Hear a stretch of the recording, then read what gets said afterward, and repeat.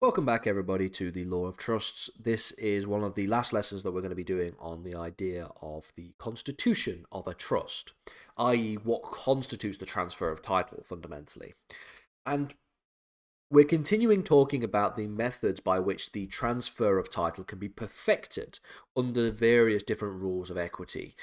We noted that there was the idea of fortuitous vesting, a rule which essentially prescribes the idea of a perfecting transfer on the basis of both the intent of the testator to transfer that property and under the circumstances in which the donee, the person who is receiving that property, is made the executor of a will. We then looked at the principle of donatio mortis causa, which is a view that we can override the basic provisions of the Wills Act, which require a will be created and signed in writing by the testator in front of two people who are not beneficiaries.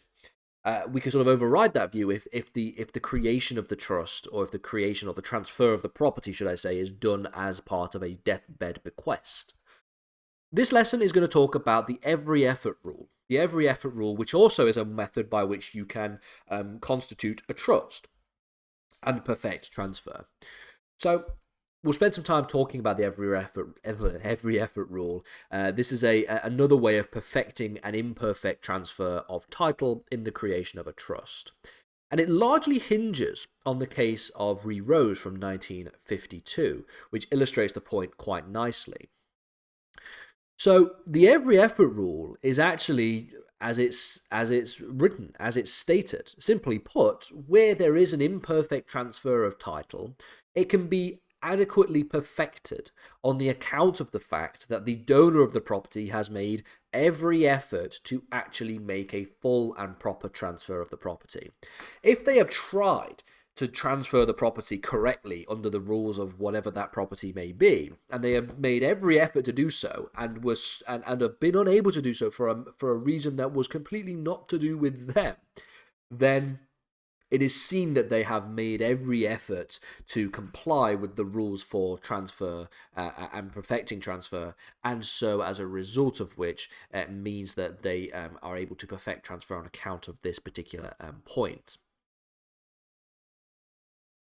As I mentioned, this all hinges on the case of Re Rose from 1952.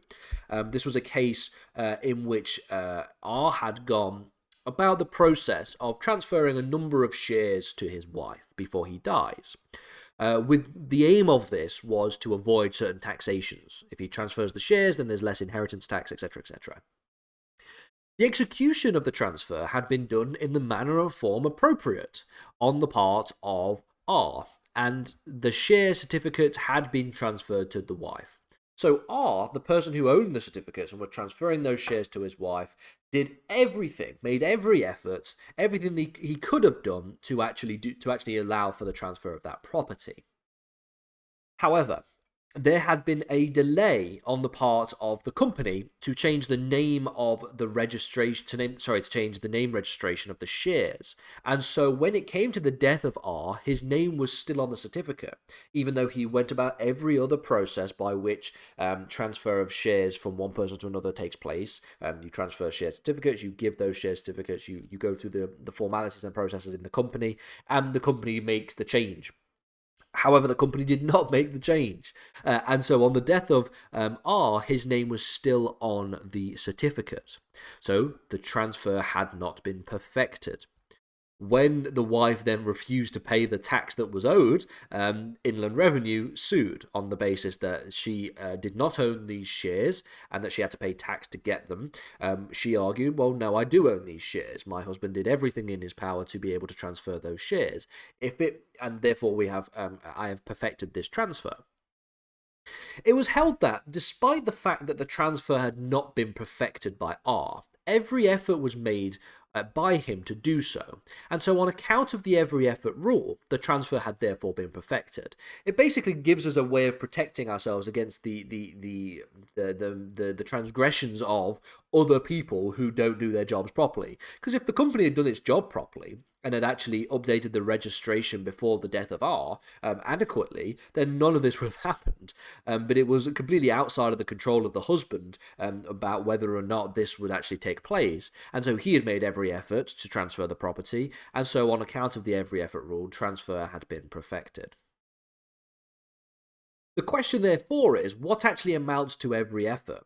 What would we say is this person has gone to every effort that they could possibly go to in order to perfect transfer? How do we judge that particular point? Well, making a determination as to where it can be shown that a person has made every effort to perfect transfer, what the courts have opted for is a view that every effort implies that the donor has done everything in their power, such that they would be no longer able to change their mind. So if we go back to the case of Rose, if the husband had decided to change their mind after transferring the property and doing all of these things, he wouldn't have been able to do so because it was all out of his hands. In fact, it was the company that was just slow in making the change to the registration. If the husband did change his mind, he would have to go through the arduous process of getting his wife to change those shares back to him and having a transfer of the certificate back to him.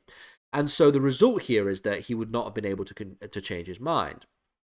Now, essentially what this means is that the every effort rule implies that they have done every effort and taken the option out of their own hands, such that if transfer is not perfected, it's not because of anything that they have done, but it's because of a lack of something that somebody else has done. This was a rule that was established in Mescal versus Mescal from 1984.